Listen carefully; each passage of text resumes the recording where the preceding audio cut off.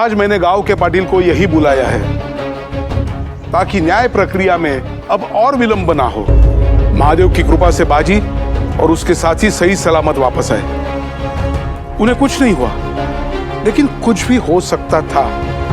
उनके प्राण भी जा सकते थे और इस लापरवाही का दंड राधाबाई को मिलना ही चाहिए। जो कुछ भी हुआ उसमें मेरी आई का क्या दोष? उससे क्या पता कि वन में हमें दरोडेखोर मिल जाएंगे, और वन में हमने कई गुण सीखे। और गुण सीखा है बाई साहब, लेकिन शिष्टाचार सिखाना भूल गई आप। देखा कैसे बड़ों की बात काट रहा है। शिष्टाचार सिखाना नहीं आया और आप शिक्षिका बनने चली है। गुरुजी, मला माहिती है गुरुजी, मुझसे गलती हो गई। जब मैंने इन तीनों को वन में देखा तभी मुझे इन्हें अपने आई बाबा के पास भेजना चाहिए था, पर मुझे नहीं पता था कि स्थिति इतनी मेरे नियंत्रण से बाहर चली जाएगी। नियंत्रण पाठशाला में होता है भाई साहब, वन में नहीं। पाठशाला और गुरु को गलत बता देना बहुत सरल है, लेकिन स्वयं गुरु बनना बहुत कठिन। मैं पूरे गांव के बालकों को नियंत्रण में रखता हूँ और आप केवल 4 बच्चों को नियंत्रण में नहीं रख सकी। आज तक मैं बाजी को गलत समझता था, लेकिन गलत आप है भाई साहब। गीली मिट्टी अगर गलत आकार ले ले तो उसमें दोष मिट्टी का नहीं ना, दोष कुंभार का है।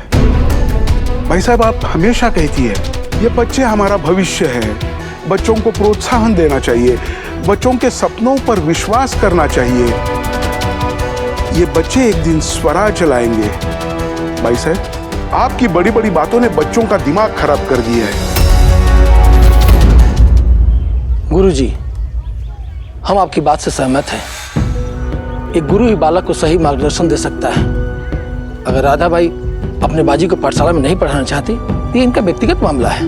गुरु शिष्य परंपरा हमारी संस्कृति की नींव है, और संस्कृति का विरोध किसी का व्यक्तिगत मामला कैसे हो सकता है? यह तो संपूर्ण व्यवस्था के विरोध छोड़ी गई एक चिंगारी है। इससे पहले ये आग हर बच्चे के मन में भड़के, इस चिंगारी पर रेत डाल के बुझाना होगा। जहाँ गुरुजी का अनादर होता है वहाँ देवता भी रूठ जाते हैं। शायद इसलिए हमारे बच्चों को इतने कष्टों से गुजरना पड़ा। राधाबाई को गुरुजी से हाथ जोड़कर क्षमा मांगनी चाहिए। मात्र क्षमा ही नहीं, इन्हें तो गुरुजी के चरणों में नाक रगड़नी चाहिए।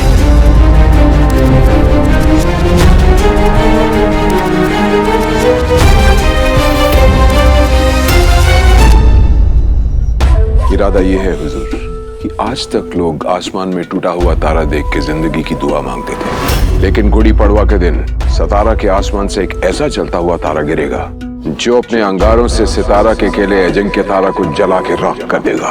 पर मराठी वो चूहे हैं जो मिट्टी में दबकर मरते नहीं बल्कि बिल बना लेते हैं। अगर तारा रानी ने भी यही किया तो हुजूर इस बार हम बिल में इतने छेद कर देंगे कि आग की लपटें वहां भी पहुंच जाएंगी। और आप इसे सातारा के अंदर पहुंचाएंगे कैसे? वो आप इस गुलाम पे छोड़ दीजिए हुजूर, ये सही वक्त पर सही जगह पहुंच जाएगा। हमें बस आपकी इजाजत ही चाहिए। पर हुजूर ये चाल तभी कामयाब होगी जब इसमें ना किसी का दखल हो और ना ही किसी को इसका इल्म हो। आपको जिस हुक्मनामे पर मोहर चाहिए मिलेगी, बस ये चाल कामयाब होनी चाहिए। और सुनिए कमरुद्दीन खान, अगर आप कामयाब हुए तो ये आपके बादशाह का वादा है कि अवध की रियासत के नवाब आप होंगे। बादशाह सलामत ने इस गुलाम को इस लायक समझा, यही उसके लिए बहुत बड़ा इनाम है। इंशाअल्लाह हुजूर इस बार हम नाकाम नहीं होंगे। इंशाअल्लाह।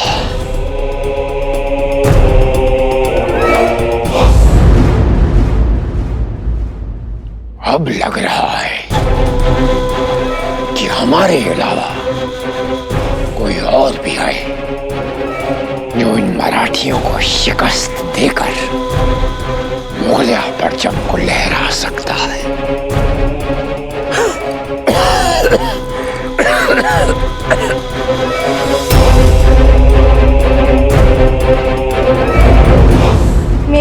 किसी के सामने नाक नहीं रगड़ेगी। मेरी आई का कोई दोष नहीं है। बाजी, बड़ों के सामने ऊंची आवाज में बात नहीं करते। आई, अगर ये ऐसी नीची बात नहीं करती तो मेरी आवाज ऊंची नहीं होती। इन्होंने मेरी आई का अपमान किया है। ये सब कुछ उस बालों के कारण हुआ है। ना वो गुरुजी के मुंह पे कालिक मलता, ना गुरुजी गोटिया और बाकी मित्रों को डांटती, और ना ही वो डांट के भय से वन में आते। मैं उस बालू को छोड़ूंगा नहीं। बाजी, बाजी, देखा आपने, ये आक्रोश भरा है राधाबाई ने अपने पुत्र में, और इस आक्रोश को वो उत्साह और जोश का नाम दे रही है। राधाबाई, आपने सेनानी नहीं, उपद्रवी बनाया है। क्या मामा, अब भी आपको मेरा क्रोध अनुचित लगता है? अगर गांव के बड़ों ने मुझे दंड देने का निर्णय लिया है तो मैं उस निर्णय का विरोध नहीं करूंगी। हमारे गांव के बड़े हमारी न्याय व्यवस्था और निर्णय तीनों का मैं सम्मान करती हूँ। अगर पाटिल जी को ये लगता है कि मुझे गुरुजी के सामने नाक रगड़नी चाहिए तो मैं स्वीकार करती हूँ।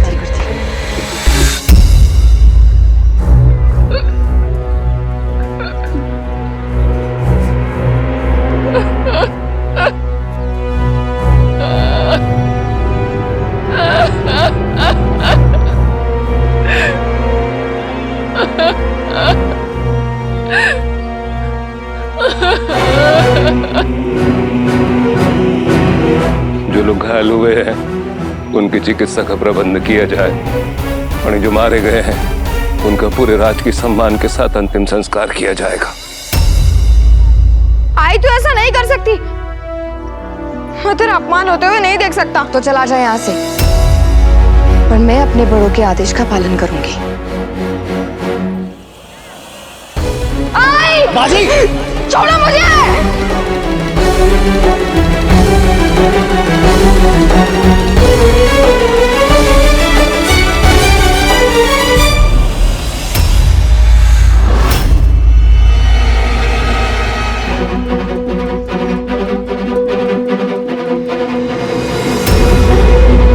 मेरी आई किसी के आगे नाक नहीं रगड़ेगी। उठाई। हाजी, यदि मेरे आई ने मेरे लालन पालन में कोई गलती की है तो इसे दंड देने का अधिकार मात्र उसे है जिसने आज तक अपने बच्चों की परवरिश में कोई गलती ना की हो। क्या है इस गांव में कोई ऐसा जो सच्चे मन से अपने हृदय पर हाथ रखकर कह सके कि उसने जाने अनजाने में कभी भी अपनी संतान को कोई बुरी आदत नहीं सिखाई हो, कभी भी किसी के डर के कारण सत्य नहीं छुपाया हो, किसी बड़े का अनादर नहीं किया हो, या फिर कभी भी बिना बताए ऐसी जगह पर नहीं गए हो जहां उनके आई बाबा ने उन्हें जाने से मना किया हो।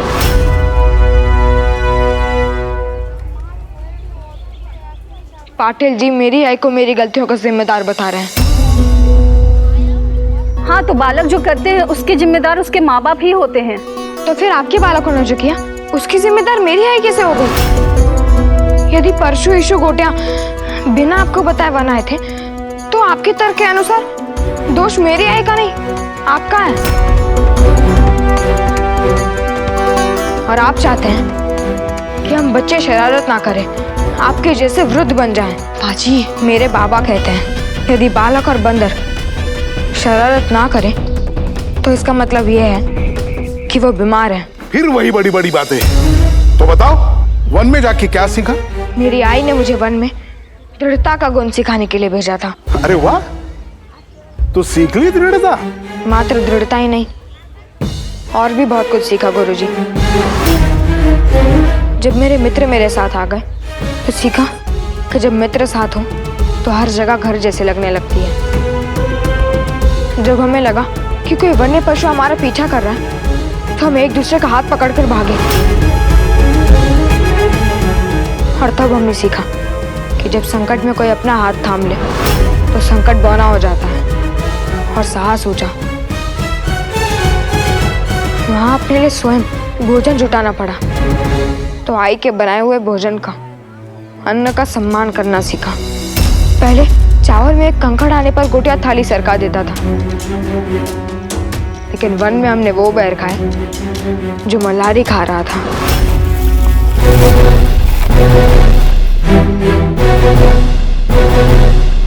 जब उन दरोडेखोरों ने मुझ पर अत्याचार किया तो मैंने सीखा कि मैं कितना भाग्यशाली हूं कि मुझे ऐसा गांव, ऐसा परिवार मिला जहां कोई अपने और दूसरों के बच्चों में भेद नहीं करता।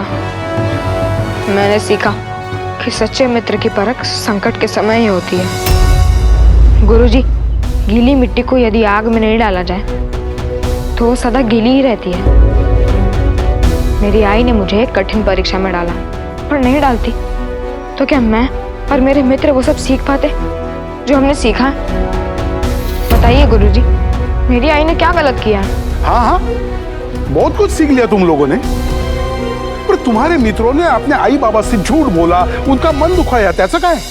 उन्होंने झूठ बोलकर गलती की, पर क्या आपने कभी ये जानने का प्रयास किया कि उन्होंने झूठ क्यों बोला? क्योंकि वो जानते थे कि उनके आई बाबा बिना पूरा सत्य जाने ही उन्हें डांटेंगे, उन्हें दंड देंगे। आपकी और मेरी आई की शिक्षा में सबसे बड़ा फर्क एक ही है गुरुजी।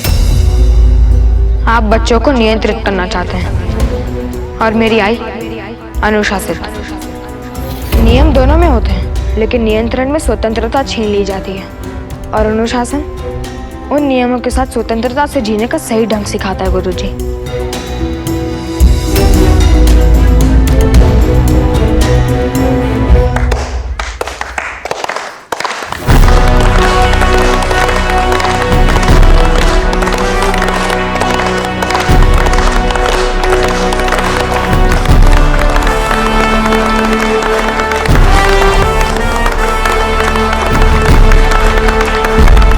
ये मुगलों के सताए बेघर और बेसहारा लोग हैं।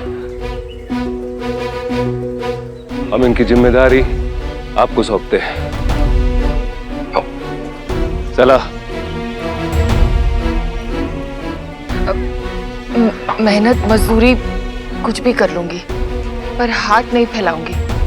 मैं और मेरा बच्चा सर उठाकर जिएंगे। क्या काम कर सकती हैं आप? इससे पहले पुजारी के पास काम करती थी। वहाँ पे भगवान की झांकियाँ सजाने से लेकर खाना बनाना, सफाई का काम, हर काम कर सकती हूँ। पर गुड़ी पड़वा के आयोजन के लिए पूरे किले को सजाया जा रहा है, अब वहाँ काम कर सकती हैं।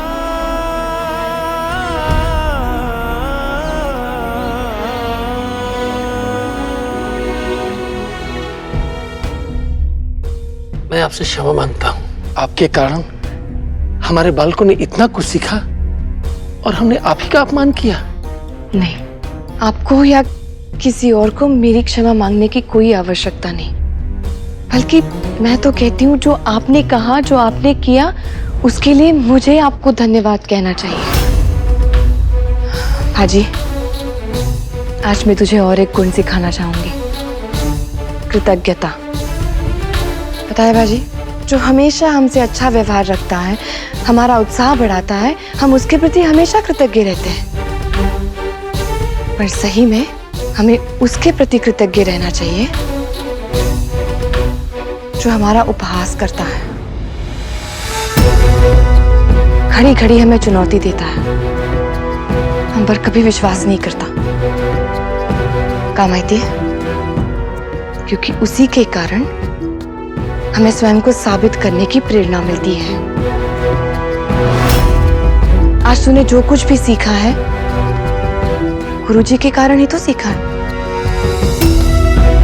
गुरुजी की तो ताड़ना में भी प्रेम छुपा होता है। लक्षात ठेव बाजी, जब तक पत्थर चिमनी का मार नहीं खाएगा, मूर्त कैसे बनेगा? कल्ला? हो आई।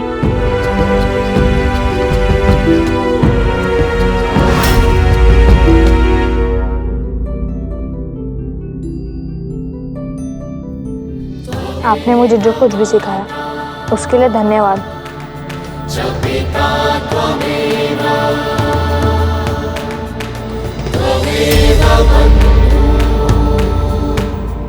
भाई साहब, आज आपने हमें सिखा दिया कि परंपरा पुरानी हो जाए तो कोई बात नहीं, पर यदि परंपरा बूढ़ी हो जाए तो उसे बदल देना चाहिए, उस पर प्रश्न उठाना चाहिए। हम पुराने खंडहरों को संभालने में इतने उलझे हुए होते कि हमारे आंखों के सामने हो रहे नए निर्माण को नहीं देख पाते। आज आपने और आपके पुत्र ने हमारी आंखें खोल दी, हमें सिखा दिया कि बड़े बच्चों को सिखाते तो बच्चों से सीखते भी हैं।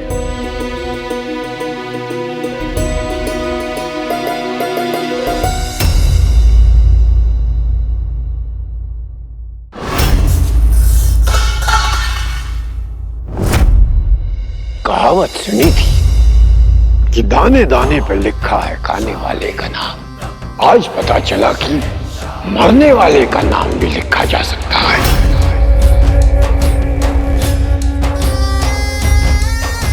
इन दानों पर मराठी सरदारों के नाम लिखे हैं जो अब इस दुनिया में नहीं है। जब आप जानते हैं कि यहाँ हवा भी हमारी मर्जी से चलती है, तो आपने सोच कर चलिए कि कोई भी पैगाम हमसे बचकर निकल जाएगा। शहजादे कमबख्श ने आपका पैगाम बदल दिया और तारा रानी साहेब ने खुद अपने हाथों से आपके वफादार सरदारों का कत्ल कर दिया। अब हमारा रिश्ता तो कुछ ऐसा है कि आपके साथ धोखा करने का, चाल चलने का दिल ही नहीं करता। तारा काकी साहिब ने वफादारों को नहीं, मराठियों के गद्दारों को मारा है। तारा काकी साहिब मराठियों की तलवार हैं, और यदि महादेव की कृपा रही तो वो तलवार ऐसे ही मुगलिया सल्तनत की जड़ें काटती रहेगी। एक दिन चारों दिशाओं में मराठी ध्वज फहरेगा बादशाह सलामत। इतनी छोटी सी जीत पर इतना बड़ा ख्वाब देखना ठीक नहीं।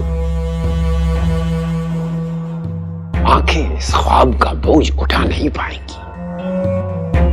जो अरसे से एक अंधेरे में हो, उसे जुगनू की रोशनी में भी सूरज नजर आता है, मगर जुगनुओं के टिमटिमाने से सूरज नहीं उगता।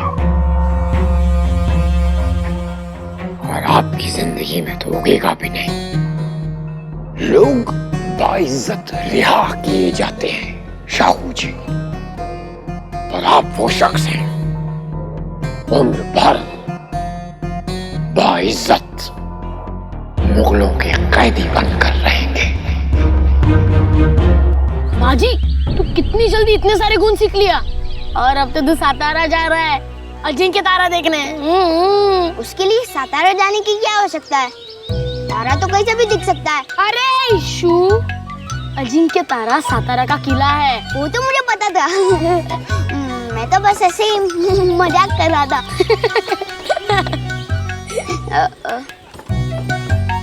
क्या हुआ बाजी? कुछ नहीं। कुछ तो है। परशु के बारे में सोच रहे हैं ना बाजी? मित्रता टूटी, बुरा तो लगेगा ही ना गोटे। मैं, तू, ईशु, परशु, चिमना, हम 5 एक हाथ की उंगलियां थी। एक उंगली कट गई, मन तो दुखेगा ही ना। इतना मन दुख रहा है तो क्षमा क्यों नहीं कर देता बाजी? परशु,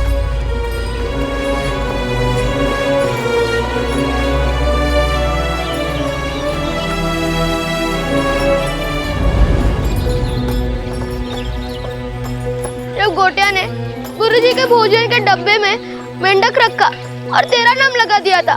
अभी तो तूने उसे माफ कर दिया था ना बाजी? जब यीशु ने गुरुजी के साथ दुर्व्यवहार किया, अभी तो तूने उसे माफ कर दिया था ना बाजी? पर मेरे मुंह में मिर्ची डालने के बाद तो मैं भी मिर्ची खा लूंगा। मैं जानता हूँ बाजी, मेरी भूल बहुत बड़ी है, पर राधा का कहती है ना, जो सच्चे मन से पश्चाताप करे उसे तो भगवान भी माफ कर देते हैं। ठीक है परशु, यदि तेरे मन में सच्चा पश्चाताप है तो मैं तुझे क्षमा करता हूँ।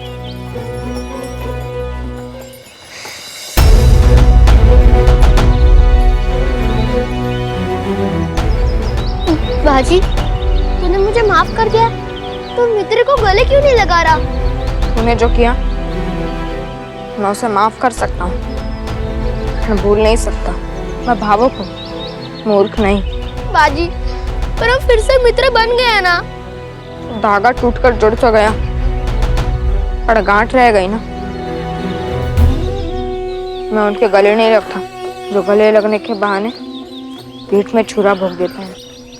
यदि तूने मात्र मेरे साथ छल किया होता तो मैं तुझे माफ कर देता, पर तूने गोटिया और ईशु के साथ भी छल किया।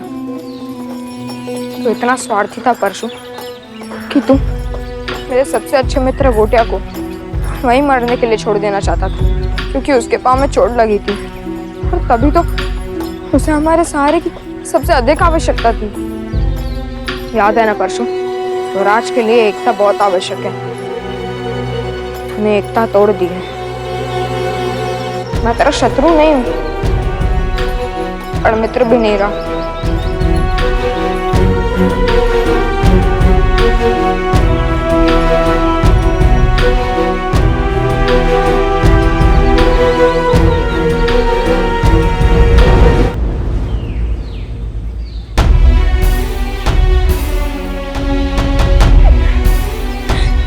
बाजी, मैं अब तक प्रार्थना करता था कि भगवान मुझे अगले जन्म में हलवाई के घर पैदा कर, ताकि सारा दिन मिठाई खा सकूं।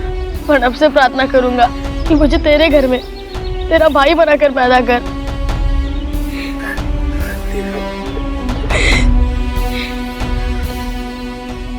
भाई तो इस जन्म में भी तू मेरा ही है, बस थोड़ा मोटा है,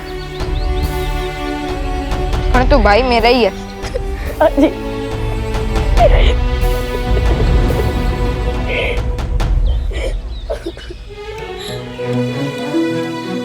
कल मैं परिवार के साथ सातारा जा रहा हूँ, पर तू नहीं जा रहा। तो ऐसा लग रहा है कि परिवार तो जा रहा है, पर पूरा परिवार नहीं जा रहा। तो मैं भी चलता हूँ। और मैं भी। नहीं रे गोटिया, मैंने आई से पूछा था, पर आई ने कहा वो तुम्हारे आई बाबू को और परेशान नहीं करना चाहती। ठीक है बाजी, तू कल सातारा जा, अजिंक्य तारा देख। हम दोनों यहीं से आसमान का तारा देख लेंगे। ऐशु हो रे।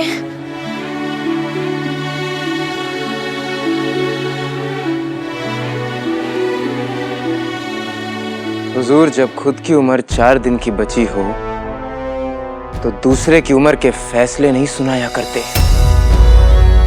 आप और आपकी मुगलिया सल्तनत अब ज्यादा दिन नहीं जिएंगे, क्योंकि अगर आपके चारों बेटे भी चाहें तो भी एक अकेली तारा रानी साहिब को नहीं हरा सकते। जो भी हो, ये बादशाह अभी इतना कमजोर नहीं हुआ कि एक औरत से हार जाए। हम मुगल हैं, हम सिर्फ जमीन पर नहीं फलक पर भी हुकूमत करते हैं। तो आप लोग जमीन पे जाल बुनते हैं ना, हम आसमान में बुनते हैं। और अब जरा मुद्दे की बात। गुड़ी पड़वा के मुबारक मौके पर सातारा के आसमान में ऐसा धमाका होगा कि तारा रानी साहिब और अजिंक्य तारा गढ़ दोनों खाक में मिल जाएंगे।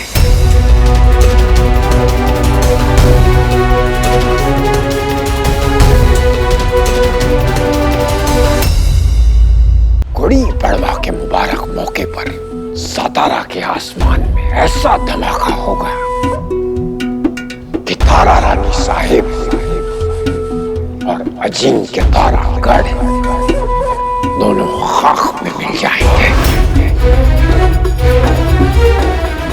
जब तक मुगल सल्तनत में कमरुद्दीन जैसे जाबाज और शातिर सिपाही मौजूद हैं,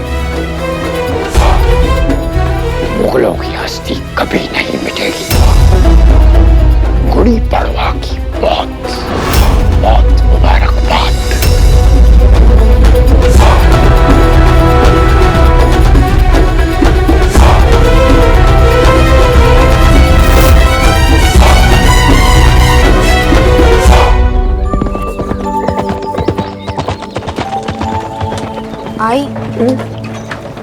परशु को क्षमा तो कर दिया, पर कब से एक ही प्रश्न बार बार मेरे मन में घूम रहा है। कौन सा प्रश्न? मुझे ये समझ में नहीं आ रहा है कि यदि परशु जैसे दोस्त भी संकट के समय धोखा दे देंगे तो मैं स्वराज की लड़ाई कैसे लड़ूंगा। स्वराज के सिपाहियों का तो एक दूसरे पर अटूट विश्वास होना चाहिए। विश्वास होना चाहिए, अंधविश्वास नहीं। रणनीति में विश्वास करते करते भी विश्वासघात के लिए तैयार रहना चाहिए बाजी। और यदि तू सतर्क रहता तो बात आज यहाँ तक पहुँचती ही नहीं। तुझे पता होना चाहिए था कि परशु क्या सोच रहा है। अपने साथी से सवाल पूछो, उसके मन को पढ़ो, तभी तुम उसे समझ पाओगे। कर लगा। यही जिज्ञासा वो तेरा अगला गुण है जो मैं तुझे वापस लौटने पर सिखाऊंगी। आई तो अजिंक्य तारा आई। यदि अजिंक्य तारा इतना बड़ा है तो पूरा का पूरा सतारा कितना बड़ा होगा।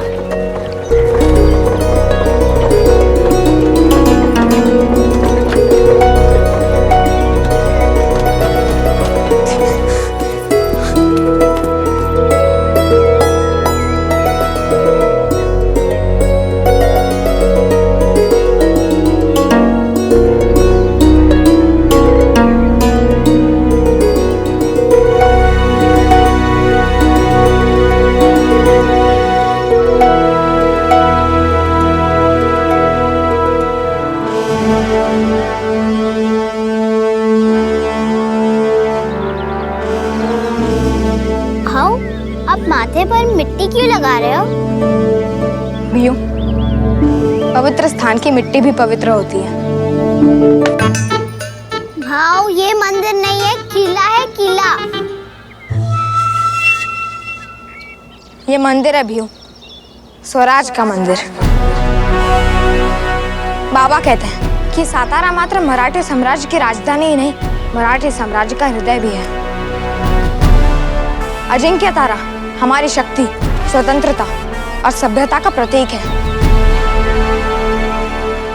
भीयू, जब हम मंदिर में जाते हैं तो हम मूर्ति को प्रणाम नहीं करते, उस मूर्ति में बसे भगवान को प्रणाम करते हैं। बिल्कुल उसी तरह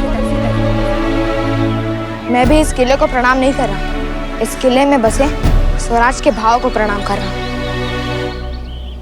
इस मिट्टी का आशीर्वाद ले रहा हूँ ताकि स्वराज का सच्चा सिपाही बन सकूं। फिर तो श्रीमान शिमलाजी साहेब भी इस मिट्टी का आशीर्वाद लेंगे और मैं भी।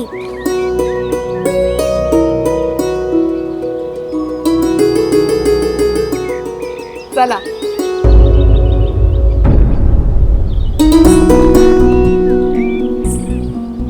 बाबा,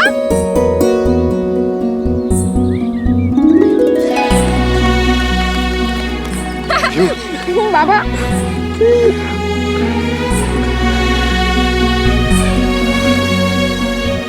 सरकार,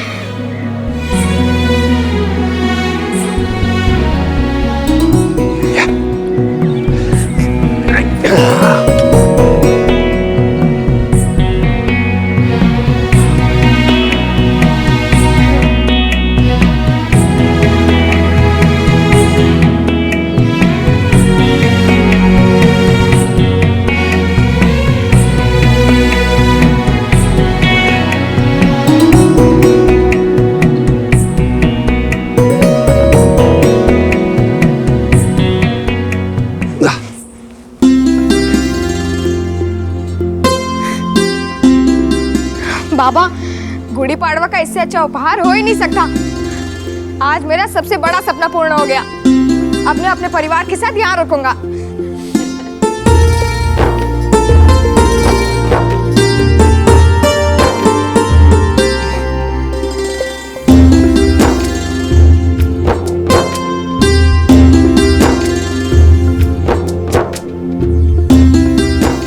ये तो हमारी पाठशाला से भी बहुत बहुत बड़ा खर्च है। मुझे भी अपनी गुड़िया का विवाह सातारा में करना चाहिए था, उसे इतना बड़ा ससुराल मिलता। चला अंदर चल के देखे। अरे चला।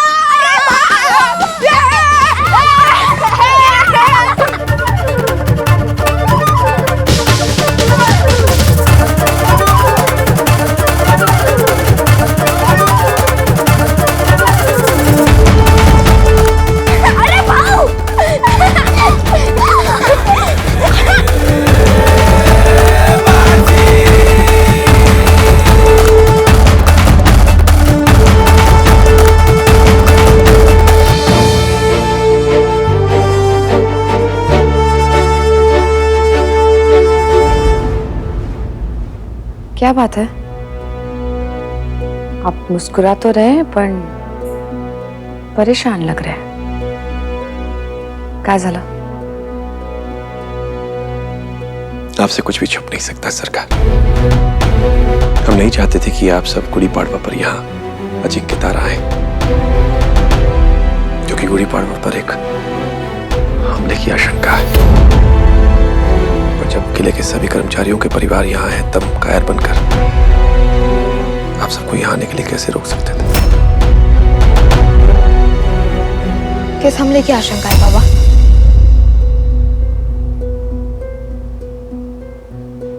हमारे पास सूचना है बाजी कि औरंगजेब गुड़ी पड़वा पर कुछ करने वाला है, और वो कब कहां कैसे वार करेगा ये कोई नहीं जानता. इसलिए अजिंक्य तारा की सुरक्षा व्यवस्था और कड़ी कर दी गई है. अरे बाबा, अजिंक्य तारा का अर्थ होता है वो तारा जिसे कभी जीता ना जा सके. तो फिर इस पर हमला कैसे हो सकता है? ये तो असंभव है. योद्धा के शब्दकोश में असंभव शब्द नहीं होना चाहिए. उसे हर संभावना के लिए तैयार रहना चाहिए बाजी. बाबा, क्या किले की सुरक्षा के लिए मैं भी कुछ कर सकता हूँ? क्यों नहीं बाजी. सावधान रहो, सब पर दृष्टि रखो, और कोई भी कहीं भी कुछ भी सामान्य से अलग लगे उसकी तुरंत हमें सूचना दो. हमें एक आवश्यक कार्य के लिए पुस्तकालय जाना है. विश्राम कीजिए. ये तो आमी.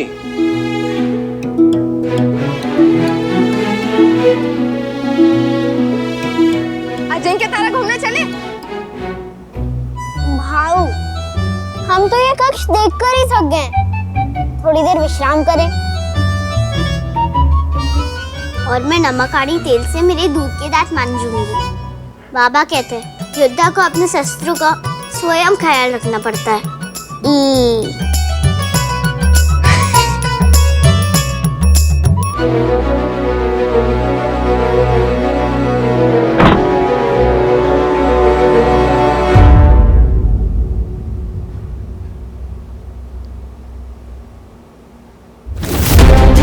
ये चाबियां लीजिए बालाजी. इससे आप पुस्तकालय के विशिष्ट कक्ष में प्रवेश कर सकेंगे. लीजिए, आदत डाल लीजिए बालाजी. आगे चल के आपको इससे भी बड़ी जिम्मेदारियां उठानी पड़ेंगी.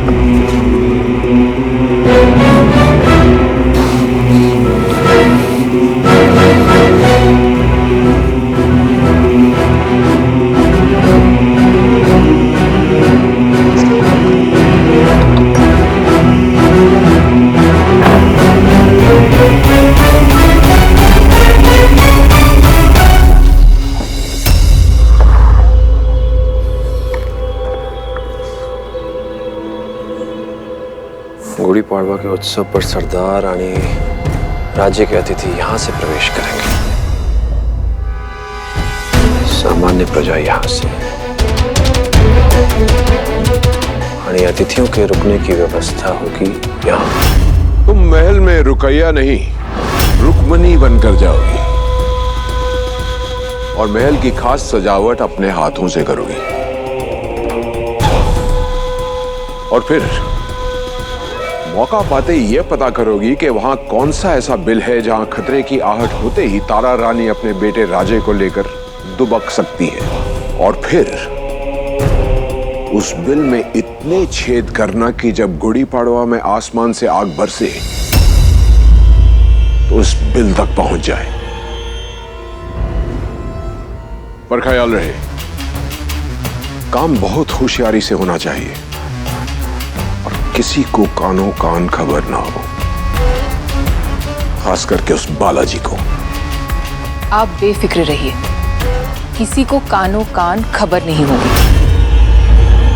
बालाजी को हराकर ये रुकैया अपनी बहन परवीन की मौत का बदला जरूर लेगी।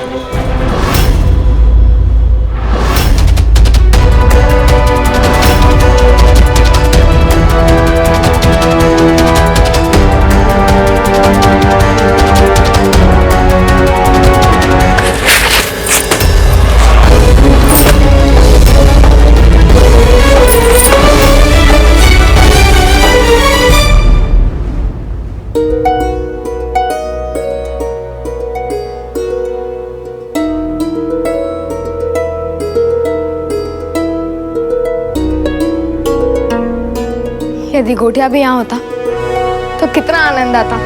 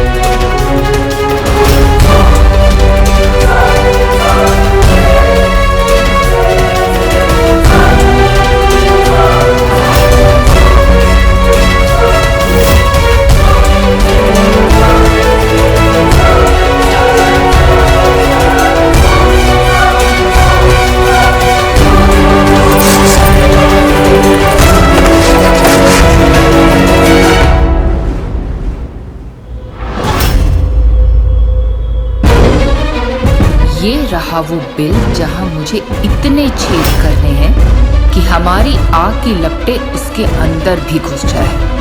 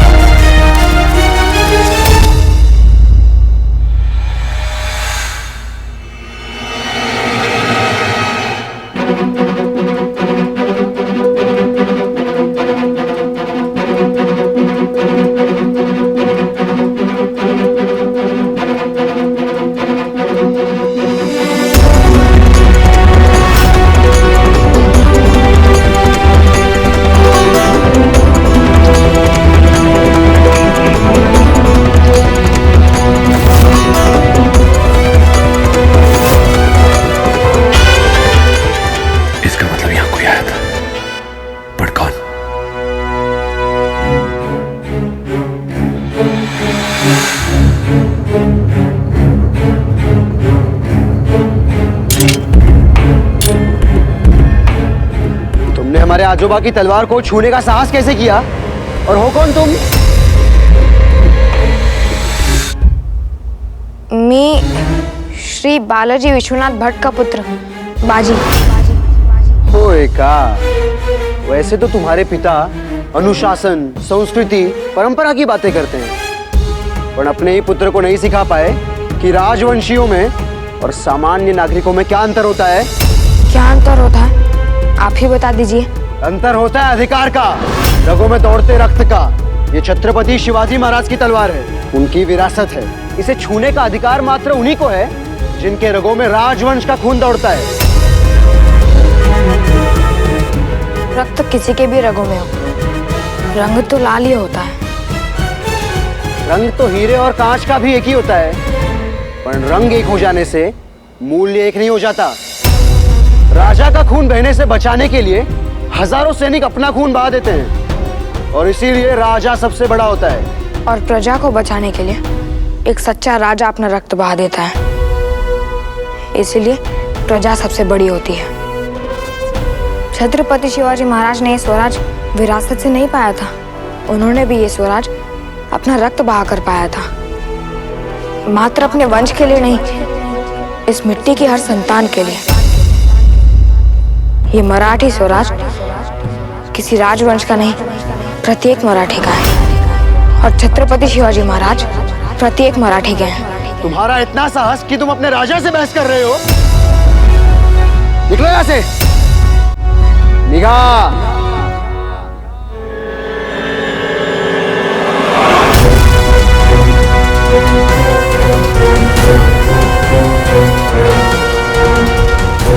विरासत मात्र रक्त की ही नहीं होती, भावना की भी होती है। आपके अंदर रक्त का अभिमान है तो मेरे अंदर कर्म का स्वाभिमान है, और कर्म रक्त से बड़ा होता है। यदि छत्रपति शिवाजी महाराज का आशीर्वाद रहा तो ये बात मैं आपको सिद्ध करके दिखाऊंगा।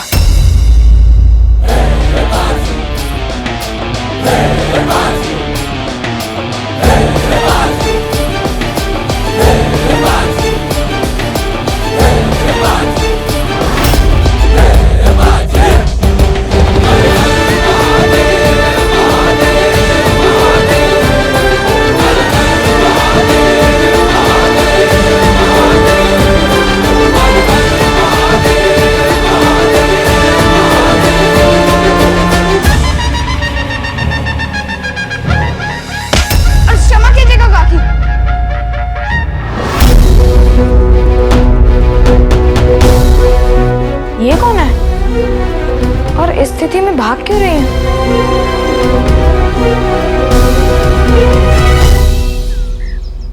रुक्मणी जी, ये हमारा परिवार है। हमारी पत्नी राधा, छोटा बेटा चिमना। बाबा, श्रीमान चिमना जी साहेब। ओह, श्रीमान चिमना जी साहेब। आणि ही भीव, और ये रुक्मणी जी है, अब यहीं काम करती है। ये सारी चीजें इन्होंने बनाई हैं। काकी, आप भी मुझे इतनी अच्छी सुंदर सुंदर चीजें बनाना सिखा दो। मैं आपको मेंढक पकड़ना सिखाऊंगी।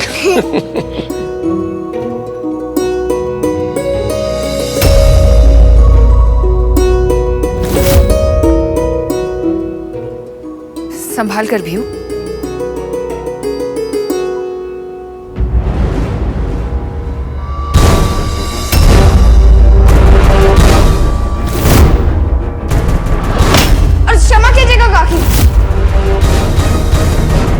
और ये हमारा बड़ा बेटा।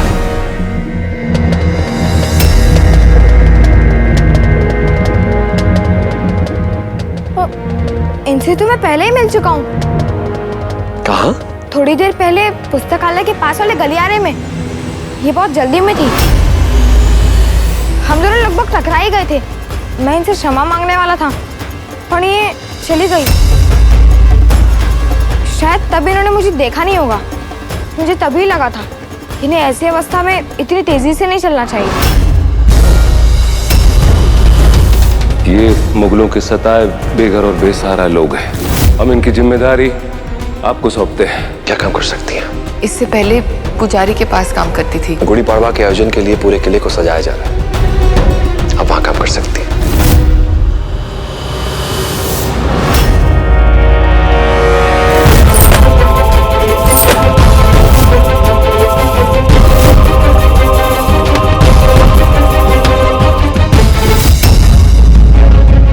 जिसने पुस्तकालय में हमारे कागजात देखे थे, कहीं वो रुक्मणी तो नहीं है? आप पुस्तकालय के पास क्या करने गई थी?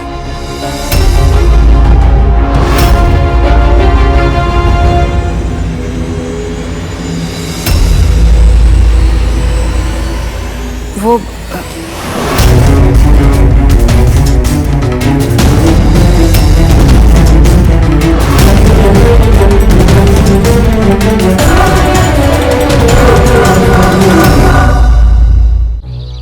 आप पुस्तकालय की ओर क्या करने गई थी? वो मैं आप ही को ढूंढ रही थी। आपने कहा था ना कल सुबह की पूजा के लिए सामग्री की सूची बनानी थी, वो इसलिए आपको तलाश रही थी। अच्छा,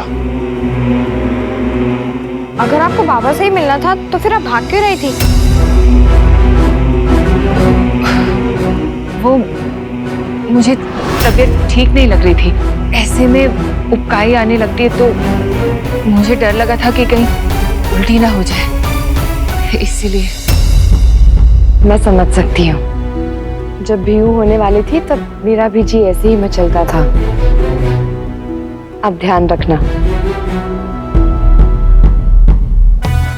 मैं इसकी ताई हूँ ना, तो जब भी इसको खट्टा खाने का मन होगा मैं ऐसे ही लीला कर दूंगी। संभाल कर भी हो, इस अवस्था में आपको इतना श्रम नहीं करना चाहिए रुक्मणी जी। किसी को उबकाई आएगी तो वो मुंह पर हाथ रखकर भागेगा, पेट पर क्यों? मुझे ऐसा क्यों लग रहा है जैसे रुक्मिणी काको को छुपा रही हैं। बाबा, गुड़ी पड़वा का उत्सव कब आरंभ होगा? सांगा ना। उत्सव तो आरंभ हो ही गया समझो बेटा।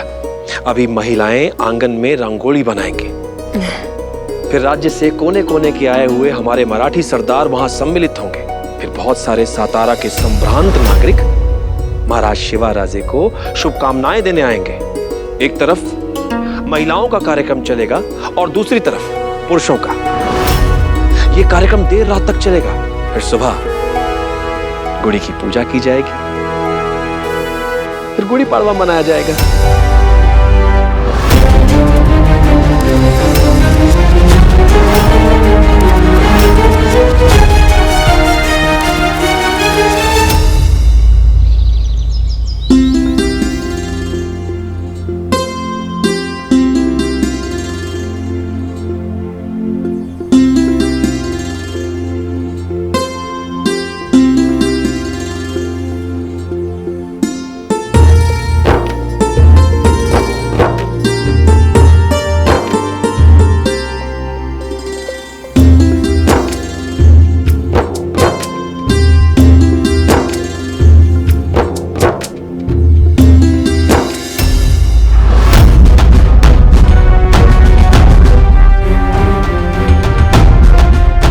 हमें नीचे देखकर चलने की आदत नहीं है, इसलिए छोटी छोटी बातें हो जाती हैं।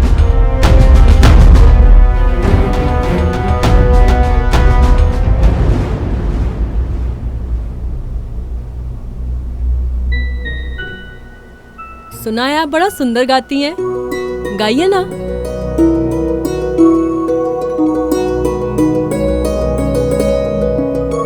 आला ग चैत्राचा महिना, नववर्षाचा आनंद असो सदेना। आला ग चैत्राचा महिना। कहते हैं भूखा पेट से गाता है, झूठा कंठ से और सच्चा दिल से गाता है। ये आवाज सीधी दिल से निकल रही है। आंब्याच्या पानाचं उंच। ये कौन है? जी, ये बालाजी की पत्नी राधाबाई है। उंच उंच गुढीवर शौर्य मराठी जनांचं आला ग चैत्राचा महिना तारी पा.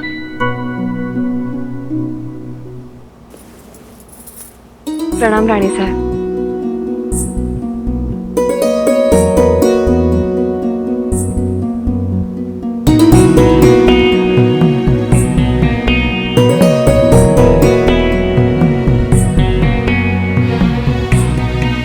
प्रणाम राणी साहेब. गुडी पाडव्याच्या हार्दिक शुभेच्छा. आपको भी शिवबाई. आपकी पुत्री आई है ना आपके साथ? हो, आलिया है. रात्रि के महिला उत्सव में कृष्ण प्रसंग प्रस्तुत कर रही है. बियू? पर मुझे नहीं पता क्या कर रही है. बिल्कुल नहीं बताया उसने. आपने क्या नाम बताया था उसका? काशी. काशी.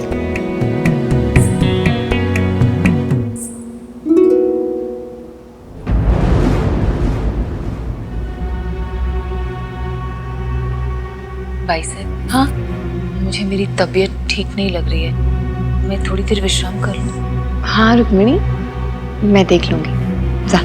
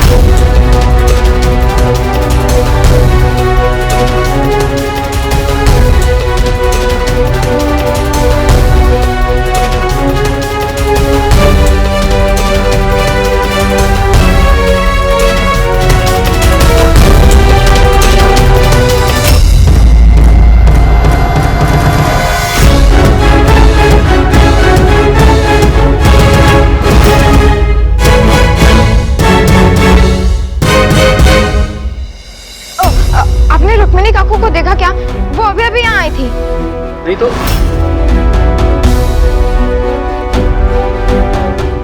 आखिर वो गई तो गई कहाँ?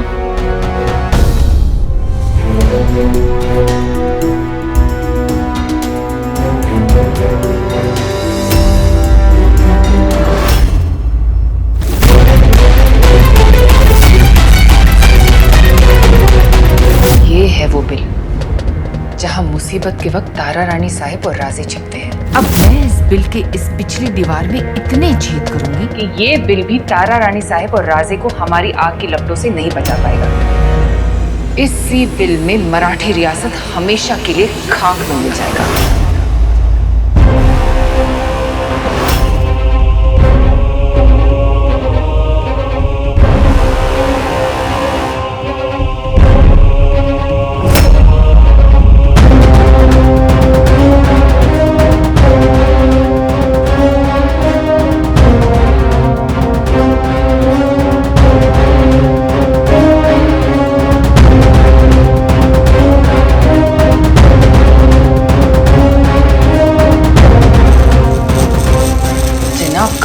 का रुतबा जितना ऊंचा, उनकी सोच इतनी ही गहरी.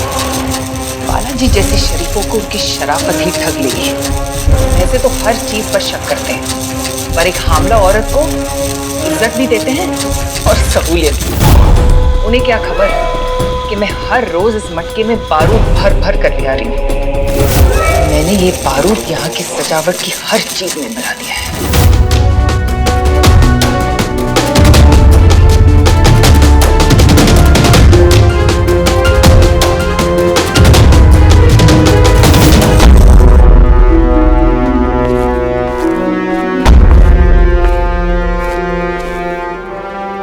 गुड़ी को ये बुरी नजर टालने का जरिया समझते हैं, अब इसी गुड़ी की बुरी नजर इन्हें लगने वाली है, क्योंकि हर गुड़ी तेल और बारूद से भरी हुई है. हर गुड़ी एक सोया हुआ शोला है जिसे आग का लम्स मिलते ही जाग जाएगी और फिर पूरा का पूरा अजिंक्य तारा हमेशा के लिए खाक में मिल जाएगा. अब सातारा को कोई नहीं बचा सकता, कोई नहीं.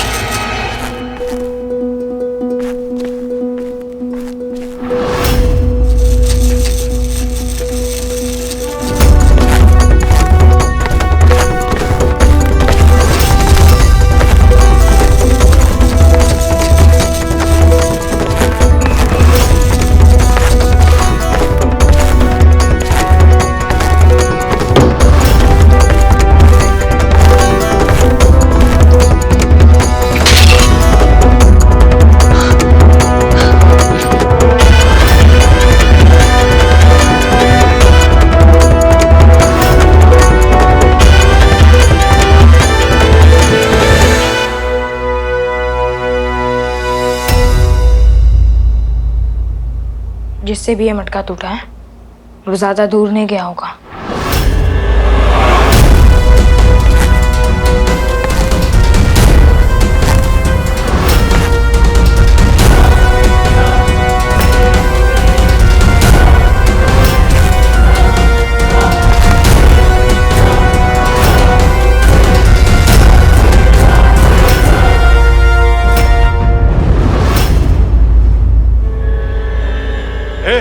क्या कर रहे हैं यहाँ पे? वो मैं रास्ता भटक गया था। यहाँ पे किसी का भी आना जाना मना है, जाओ यहाँ से।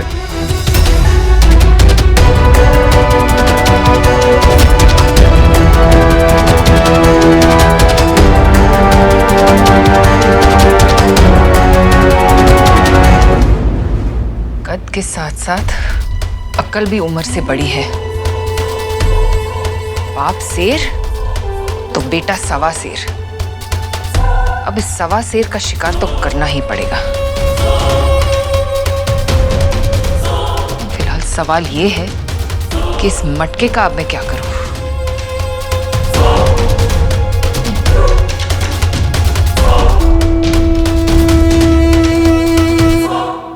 भाऊ, भाऊ, भाऊ, भाऊ, आप यहाँ क्या कर रहे हो? वहाँ आंगन में बहुत मजा आ रहा है। मैंने और आई ने गुड़ी लगाने में सबकी सहायता भी की और मैंने महल के 2-3 बच्चों को अपने दूध के दांतों से डरा भी दिया। आप भी चलो ना। भाऊ, चलो ना। आप क्या सोच रहे हो? भाऊ? अरे मैं कुछ सोच रहा हूँ भी हूँ। क्या?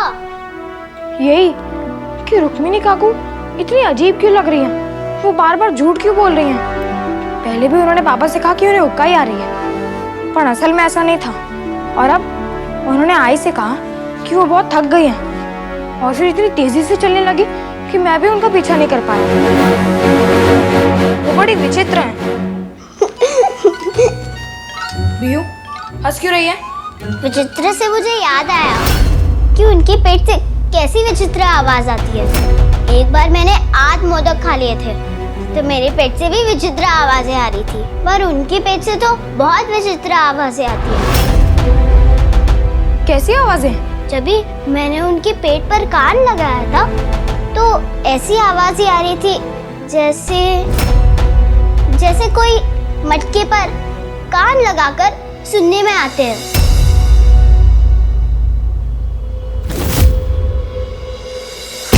और क्षमा कीजिएगा काकी।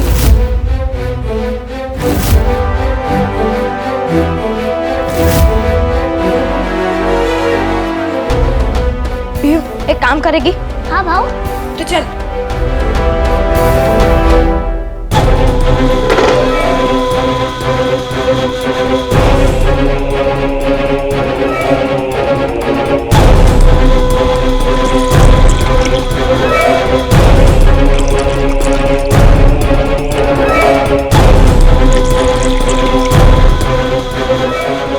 काकी।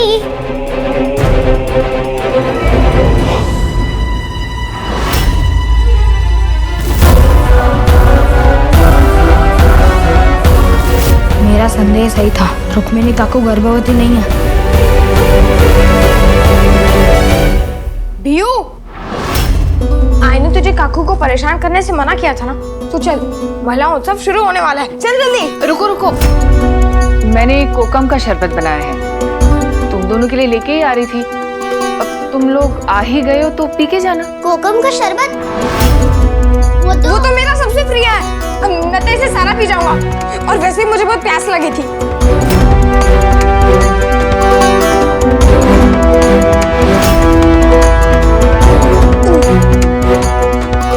चल भी पटकन चल।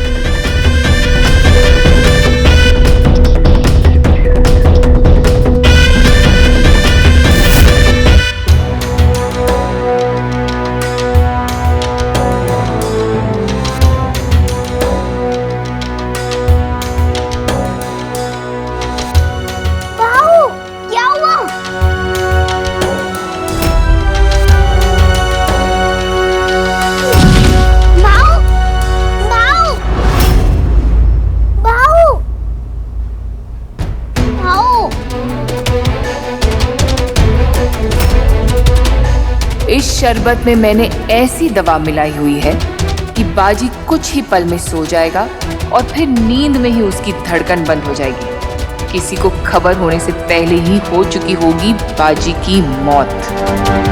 माओ,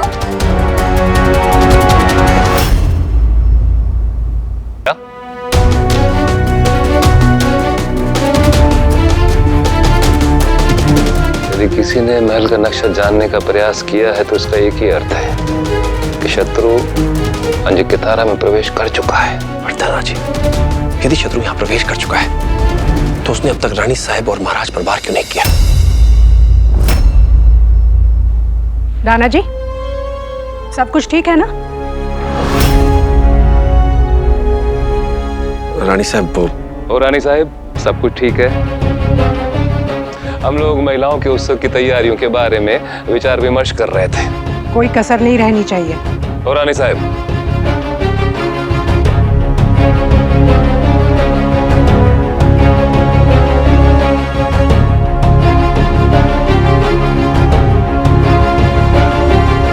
आपने रानी साहब को सचेत क्यों नहीं किया? लाला जी, भीड़ में अगर सांप निकल जाए ना तो सांप का शोर सांप से ज्यादा लोगों की जान ले लेता है। अगर हमारे अलावा किसी और को ये बात पता चली ना तो पूरे अंजिक के तारा में अफरा तफरी मच जाएगी। इसलिए हमें शोर नहीं मचाना है, चुपचाप सांप को ढूंढकर उसके फन को कुचल देना है। उत्सव आरंभ होने वाला है, सारे अतिथि आ चुके हैं। ऐसे में इतनी जल्दी शत्रु को कैसे ढूंढेंगे? मुझे पता है वो कौन है।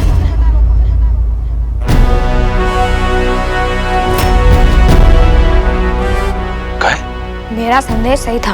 रुक्मिणी काको झूठ बोल रही हैं। वो गर्भवती नहीं है।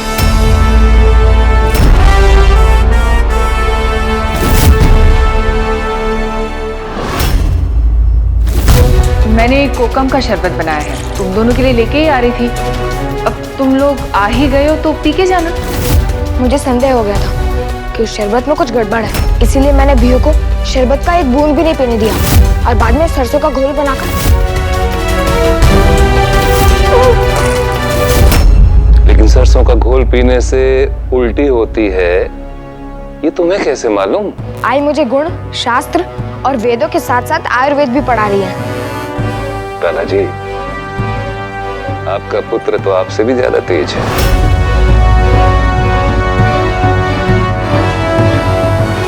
इससे पहले कि रुक्मणी कुछ करे, हमें उसे रोकना होगा बालाजी। चला।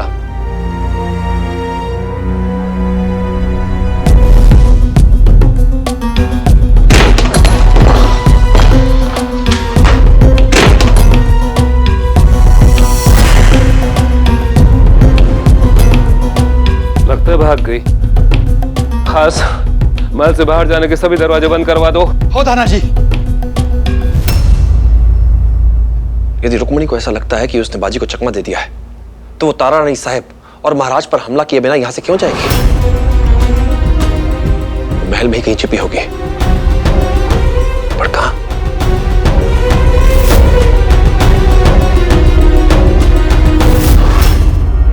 मुझे पता है वो कहां हो सकती है।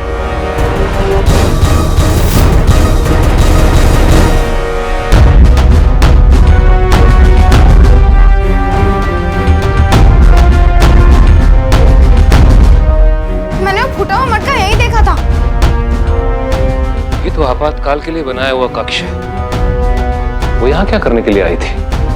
लगता है आपातकाल कक्ष तक पहुंचने के लिए उसने नक्शा देखा था।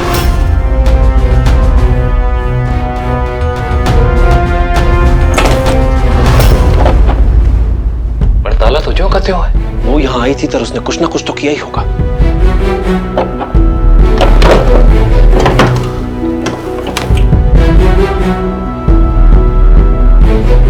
बाबा, कहीं ऐसा तो नहीं कि उन्होंने मेरे आने की आहट सुन ली थी और इसीलिए मटका फूट जाने के कारण वो यहाँ पर जो करने आई थी वो कर नहीं पाई? हाँ, ये भी हो सकता है। अंजे आपातकाल कक्ष सुरक्षित है।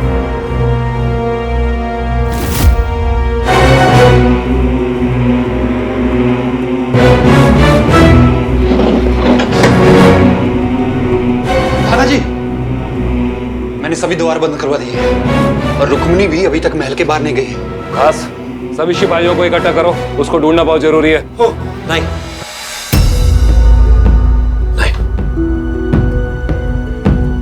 यदि रुक्मिणी अजिंक्य तारा में अभी तक है, इसका अर्थ यह हुआ कि वो नहीं जानती कि उसका भेद खुल चुका है और उसे इस बात का संदेह भी नहीं होना चाहिए।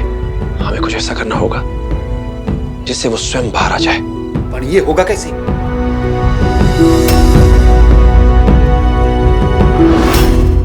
एक रास्ता है, मैं वो करता हूँ जो चाहती है। मैं सो जाता हूँ बाबा।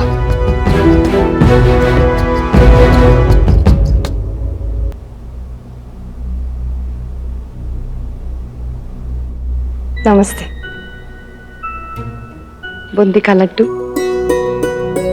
अच्छा गाती हो तुम, लेकिन पहले तुम्हें देखा नहीं यहाँ पर। नहीं, हम लोग पहली बार सतारा आए हैं, दरअसल सासवड़ से।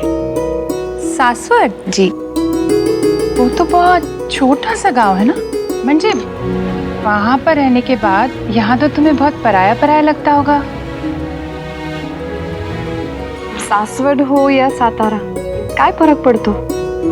देश अगर अपना हो तो कुछ भी पराया नहीं लगता। आपकी बेटी नहीं दिखाई दे रही।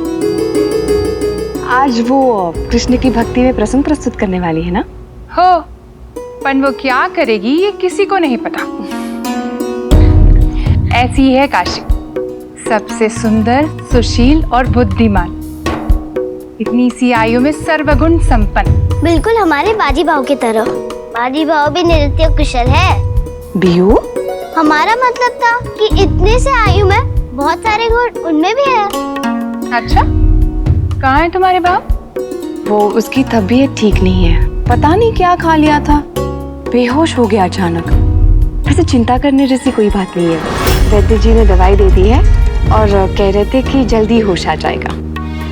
बराबर। तब हम भाव से पूछेंगे कि हुआ क्या था। बराबर। मिलते हैं।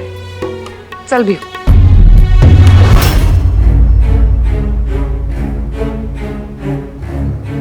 सोचा था कि मैं मौका देख के इन औरतों की भीड़ के साथ ही इस महल से बाहर निकल जाऊंगी, पर अगर उस बाजी ने बालाजी के सामने अपना मुंह खोल दिया तो बाहर निकलना नामुमकिन हो जाएगा। उसके मुंह खोलने से पहले ही मुझे उसे खामोश करना ही होगा।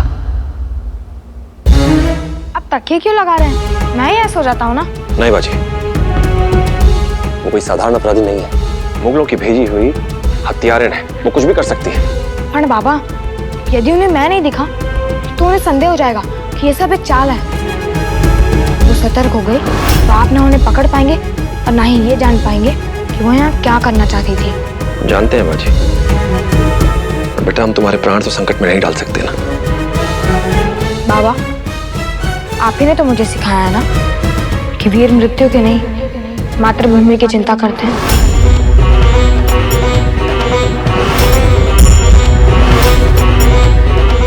और आप अभी मुझे ये करने से रोक रहे हैं।